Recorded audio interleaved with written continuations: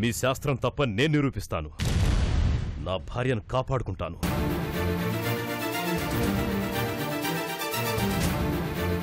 కడుపులో ఉన్న బిడ్డను కాపాడుకుంటాను. మనిషి సంకల్పం పట్టుదల ముందు ఆ దేవుడు కూడా నిలబడలేడు.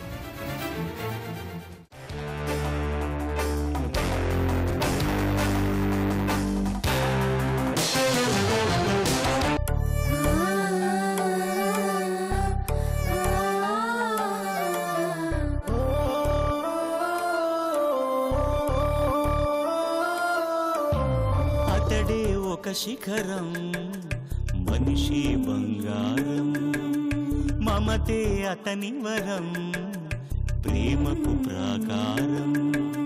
సగము తనువు సదికిచ్చాడు, శిరమున గంగను మోశాడు. కరళజ్వాలను మింగినవాడు, పరుల కొరకు తల వంచాడు. పరమశివుని తలపించాడు. శిఖరం శిఖరం శిఖరం శిఖరం శిఖరం శిఖరం శిఖరం శిఖరం. వాడి ట్విస్టులు ఇప్పుడేం చూసావు? ముందు ముందు నీకు చుక్కలు చూపిస్తాడు. అటు పెళ్ళాము లేక ఇటు ఐరావతాన్ని మేపలేక ఒక్క ఓటుతో ఎలక్షన్లో ఓడిపోయిన ఎమ్మెల్యేలాగా గిలగిలగిలగిలా కొట్టుకుంటావు. మామూలుగా కాదు. ఏంట్రా పోనీలే ఆత్మో కదా అని వదిలేస్తుంటే వాయిస్ లేస్తుంది. నిన్ను చంపేస్తాను రై, చంపేస్తాను చంపేస్తాను నిన్ను. ఒరేయ్ వదలరా, నా ఆత్మని నా చేతులతో నేనే చంపేస్తాను. వదలరా వదలరా, నేనే చంపేస్తాను.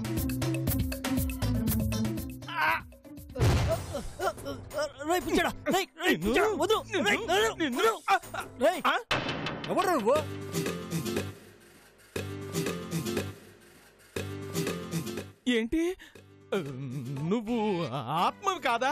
నేను ఆత్మేంట్రా? ఎర్రగడ్డ బ్యాచా? నీ కొడుకేమో ఏనుగు పిల్లల మొత్తం ఐస్ క్రీమ్ అంతా పీల్చి లాగేశాడు. నువ్వేమో నన్ను ఆత్మ అంటున్నావు. ఏంది ఇదంతా? వీడు మా నాన్న ఏంటి?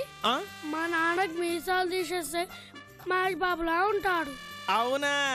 మా నాయనే. అసలు ఇదంతా నీవెలా? వదిలేరా, కొండ చిలువ తోకతో చుట్టేసినట్టు వదలరా.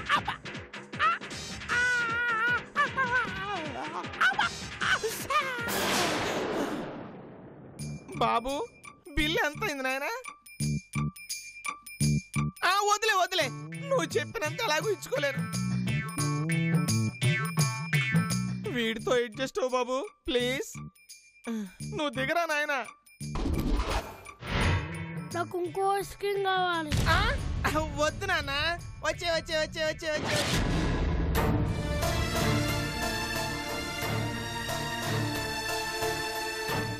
ఎవరమ్మా ఫోన్లో? ఎవరో నాన్న, సిగ్నల్ సరిగ్గా లేవు, మాటలు కూడా సరిగ్గా వినిపించనే లేదు. అర్థం లేని బ్రతుకు బ్రతికేవాళ్ళు అలా సిగ్నల్ లేని చోటు తప్ప ఎక్కడుంటారమ్మా?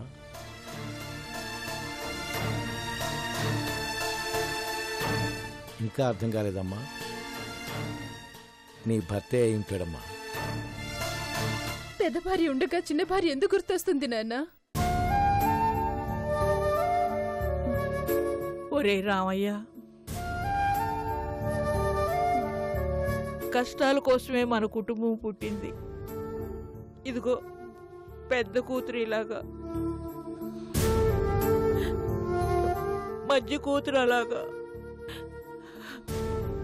చిన్న కూతురికి ఏ రాత రాస్తుందో.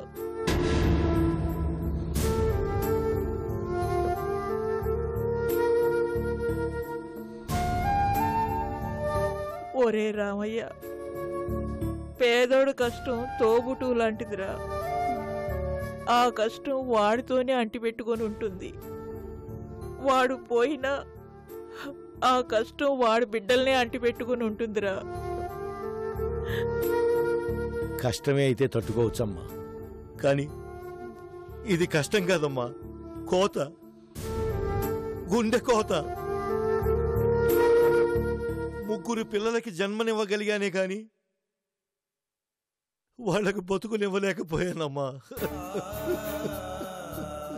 ఒరే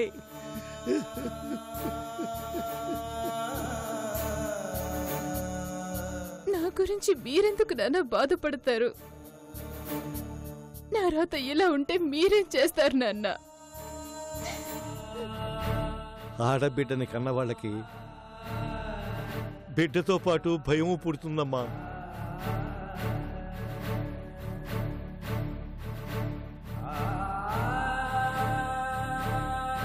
పుట్టగానే ఆడపిల్ల పుట్టిందే అని భయం, పెరిగే కొద్దీ కాపాడుకోవడానికి భయం, వయసు వచ్చాక తగిన భర్త దొరుకుతాడో లేదో అన్న భయం,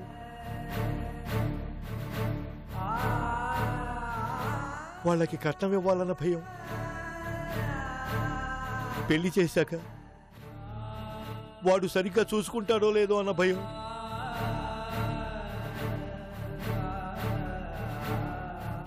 కళ్ళు నిప్పంటే భయం, కడుపు నిప్పంటే భయం, పొరపాటుని కింద పడి కాలో చెయ్యో బెణికితే అయ్యో నా బిడ్డకి దెబ్బ తగిలిందే అనే భయం. అది వాళ్ళతో పుట్టి మేం పోయాకే పోతుందమ్మా, మేం పోయాకే పోతుంది.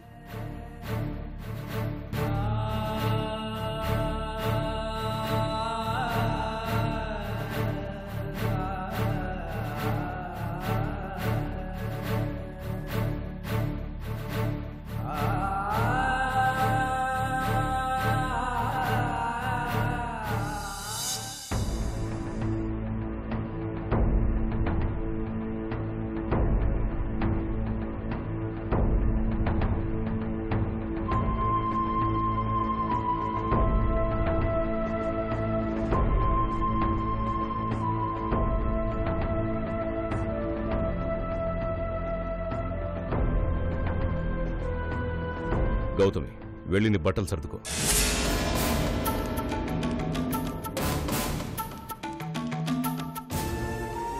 బట్టలు సర్దుకోవాలా? ఎక్కడికి తీసుకెళ్తున్నారు? ఎక్కడికి ఏంటి అని నీకు చెప్పాల్సిన అవసరం లేదు. నేను గౌతమిని తీసుకుని వెళ్తున్నాను. ఈ ఇంటికి, మీ భయాలకి, మీ మూఢనమ్మకాలకి దూరంగా తీసుకెళ్లాలనుకుంటున్నాను. అదేమిట్రా, కడుపుతో ఉన్న పిల్లని ఒంటరిగా ఎక్కడ తీసుకెళ్తున్నావు? ఎక్కడికో తీసుకెళ్తున్నాను. ఎక్కడున్నావు, ఎలా ఉన్నావని మీరెవరు భయపడాల్సిన అవసరం లేదు. బిడ్డ పుట్టాక అప్పుడే తల్లిని బిడ్డని ఇంటికి తీసుకొస్తాను. మీ ఇష్టానికి మీరు నిర్ణయాలు తీసుకుంటే సరిపోతుందా? నా బిడ్డది నా చేతులతో పెంచాలి. అమ్మతనంలోని అణువణువుని నేనే అనుభవించాలి. మీరేంటి దాన్ని దూరంగా తీసుకెళ్లిపోతానంటారు? నీ అనుభవం కోసం, నీ సంతోషం కోసం తనిక్కడ ఎన్ని బాధలు పడాలి? ఈ టైంలో గౌతమ్ కావాల్సింది టెన్షన్లు, భయాలు కాదు, ప్రశాంతత. ఆ ప్రశాంతత కోసం తన్ని దూరంగా తీసుకెళ్తున్నాను. ఎక్కడికని తీసుకెళ్తావురా? ఒంటరిగా నువ్వెలా చూసుకుంటావు? కడుపుతో ఉన్న పిల్లని చూసుకోవడం అంటే మాటలనుకుంటున్నావా? అలా అడగండి అత్తయ్య. ఇక్కడ ఇంతమంది ఉంటే ఇన్ని అవస్థలు పడుతున్నావు, ఒక్కరే చూసుకుంటారట. ఇంతమంది ఉన్నాం కాబట్టి ఇన్ని ఇబ్బందులు వచ్చాయి. అలా అనకండి. అదుంటే 4 రోజులైనా దాన్ని జాగ్రత్తగా చూసుకుంటాం. 4 రోజులు 4 రోజులు ఎవరు చెప్పారా నీకు 4 రోజులని? అతను ఎవరో చెప్పారని తను నమ్మింది, తన మాటలు మీరు నమ్ముతున్నారు.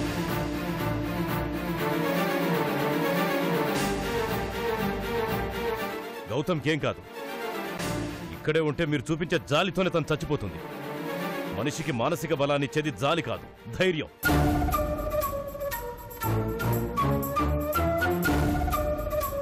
ఈశ్వర్, గౌతమ్ని ఇక్కడి నుంచి తీసుకెళ్ళడం నాకు ఇష్టం లేదురా. తను మా కళ్ళ ముందే ఉంటే బాగుంటుంది. నా నిర్ణయంలో మార్పు ఉండదమ్మా. గౌతమి, వెళ్ళి బట్టలు సర్దుకో. ఆయన అంతగా చెప్పాక ఇంక మన మాట ఎందుకు వింటారు? సరేలే, పద గౌతమి, బట్టలు సర్దుకుందాం. కొత్త వాతావరణంలో అయినా కాస్త ప్రశాంతత దొరుకుతుందేమో. అను, నువ్వెక్కడికి? నేను లేకుండా మీరెలా వెళ్తారు? మేమిద్దరమే వెళ్తున్నాం, నువ్వు రావట్లేదు. మీరిద్దరే వెళ్ళిపోతే ఇక్కడ నేనేం చేయాలి? మీరొచ్చేదాకా వాకిట్లో కూర్చుని ఎదురు చూస్తూ కూర్చోమంటారా? నా వల్ల కాదు. మిమ్మల్ని వదిలిపెట్టి నేను ఉండలేను. నా బిడ్డను వదిలిపెట్టి అస్సలు ఉండలేను. నేను వస్తాను. నీకు మాతో రావడం కావాలా, బిడ్డ కావాలా?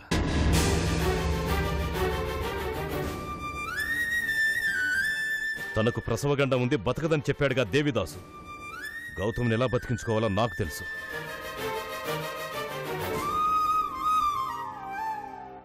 తను బతకాలంటే తనకు కావాల్సింది మానసిక ప్రశాంతత, ధైర్యం. అది ఇంట్లో దొరకదు.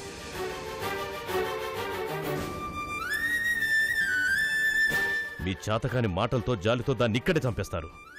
గౌతమి, బట్టలు సర్దుకో, బయలుదేరదాం. కనీసం ఎక్కడ తీసుకెళ్తున్నావో చెప్పరా. చెప్పనమ్మా. మేమెక్కడుంది ఎవరికి తెలియనివ్వం. తెలుసుకోవాలని మీరు ప్రయత్నించొద్దు. కనీసం ఫోన్ కూడా చేయొద్దు. పద గౌతమి.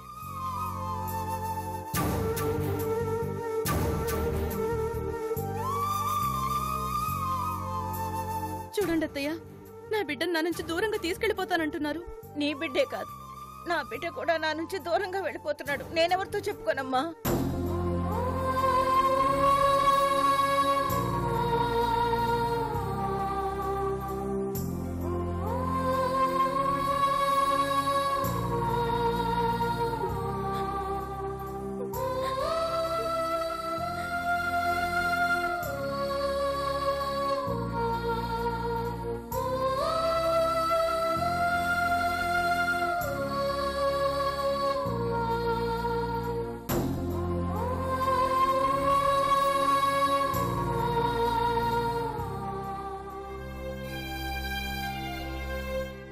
ఏంటి గౌతమి పిచ్చితనం? అతనేమన్నా దేవుడా? అతని మాటలు నమ్మి నీ జీవితాన్ని నాశనం చేసుకున్నావు. నీది త్యాగమనాలో అమాయకత్వమనాలో నాకే తెలియట్లేదు.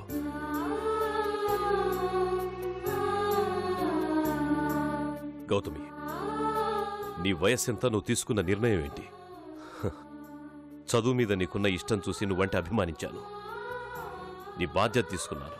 నిన్నొక ఐఏఎస్ ఆఫీసర్గా చూడాలనుకున్నాను.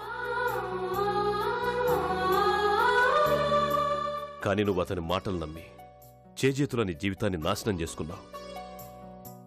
చావంటే ఒకరు చెప్పేది కాదు గౌతమి, చెప్పకుండా వచ్చేది.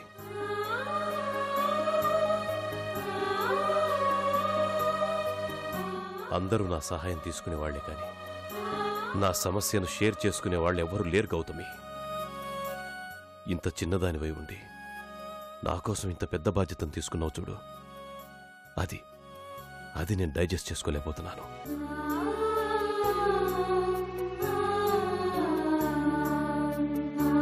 నువ్వు చేసింది గొప్ప పని, కానీ అందుకు నన్నెంచుకున్నావే, అదే నాకు నచ్చడం లేదు.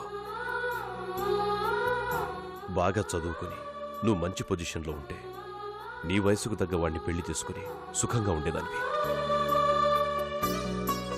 ఒక మూఢనమ్మకంతో నువ్వు బలైపోయింది కాక అందుకు నన్ను ఓ కారణం చేసావు కదా గౌతమి. ఇది చావు గురించి తెలిసాక తీసుకున్న నిర్ణయం కాదండి. ఈ అభిమానం, ఈ ప్రేమ ఇంతకు ముందే ఉన్నాయి. కానీ చావు విషయంలో మీకన్నా పెద్దదానని తెలిసినప్పుడు ఆ ప్రేమ నిజమైన అర్థమైంది.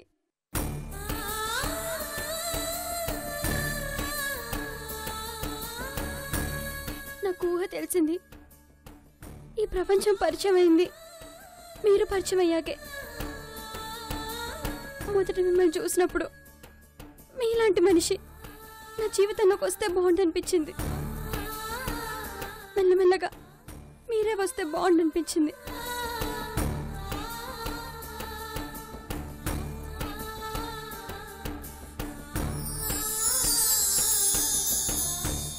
చావు తప్పదని తెలిసాక బ్రతికే 4 రోజులు మీతోనే బ్రతకాలనిపించింది. అందుకే అబద్ధం చెప్పి మీ జీవితంలోకి వచ్చాను. నిజాన్ని దాచిపెట్టి తల్లినయ్యాను. మీకు వంశోద్ధారకుని కానీ మీ చేతిలో పెట్టేసి వెళ్ళిపోతాను. నీకేమన్నా పిచ్చా?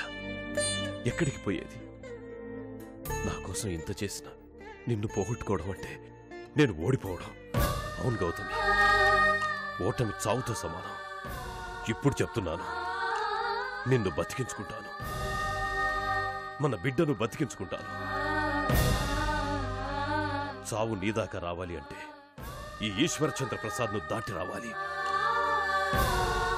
చూస్తాను ఎలా వస్తుందో. ఈ రోజు నుంచి చస్తాను అన్న మాటను నీ మనసు నుంచి తీసేయి. బతకాలి అనుకో. బతుకు మీద నమ్మకం పెంచుకో. నాకు నా భర్తున్నాడని నీ మనసుకు ధైర్యం చెప్పుకో.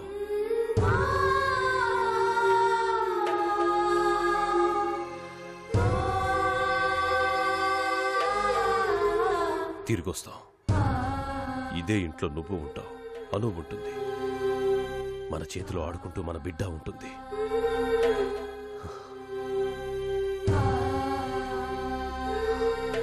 త్వరగా రెడీ అవ్వు, బయలుదేరదాం.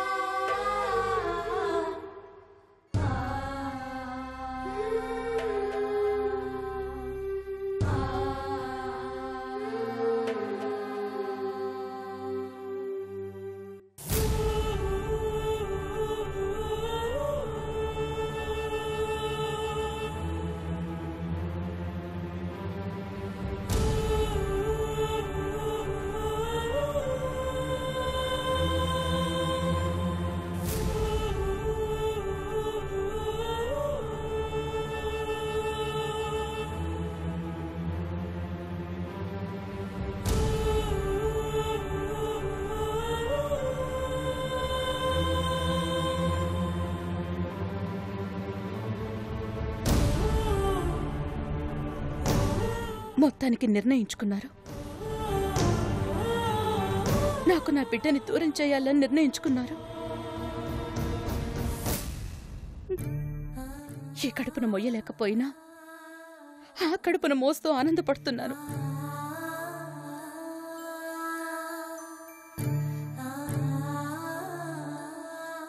దాని నవ్వులో, దాని మాటలో, దాని నడకలో నా బిడ్డను చూసుకుంటున్నాను.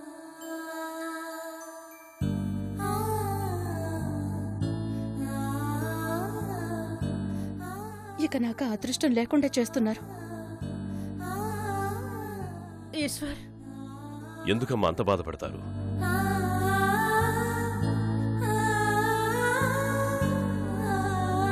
ఎక్కడికి వెళ్తున్నావని? కొద్ది రోజులే కదా. గౌతమి, పద. ఒక్క నిమిషం అండి.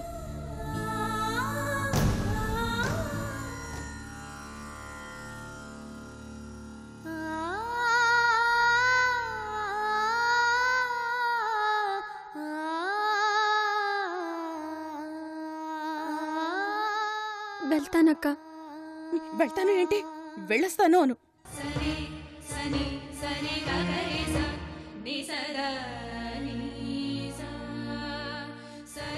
తిరిగి రానని తెలిసి అబద్ధం చెప్పడం ఎందుకు?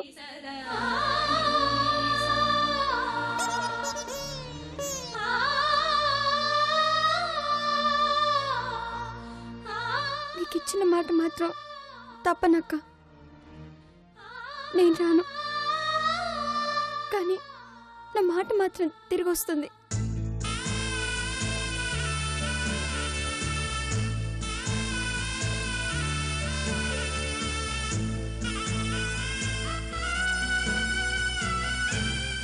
అయినా తిరిగి తీసుకొస్తాను అంటున్నారు. రావాలని నాకు ఆశగానే ఉందక్క. రాసుండాలిగా. వస్తావమ్మా, ఖచ్చితంగా తిరిగి వస్తావు. గురువుగారు చెప్పిన మాటకి సాక్ష్యం ఉంది.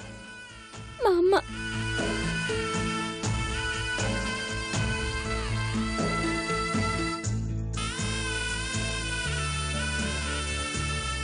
కళ్ళతో ఒక నిజం చూశాక అబద్ధాన్ని ఎలా నమ్మమంటావక్క?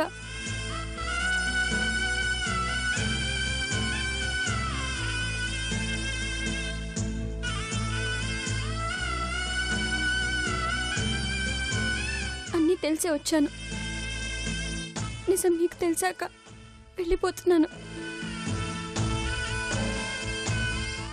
ఈ ఇల్లు నాకు అభిమానం నేర్పింది, ప్రేమ నేర్పింది. నేను కోరుకున్న జీవితాన్ని నాకు ఇచ్చింది.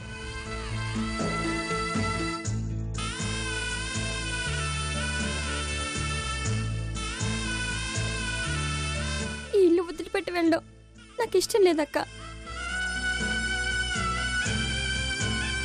అందుకే నా ప్రాణం నా బిడ్డలో పోసుకొని మళ్ళీ తిరిగి వస్తాను.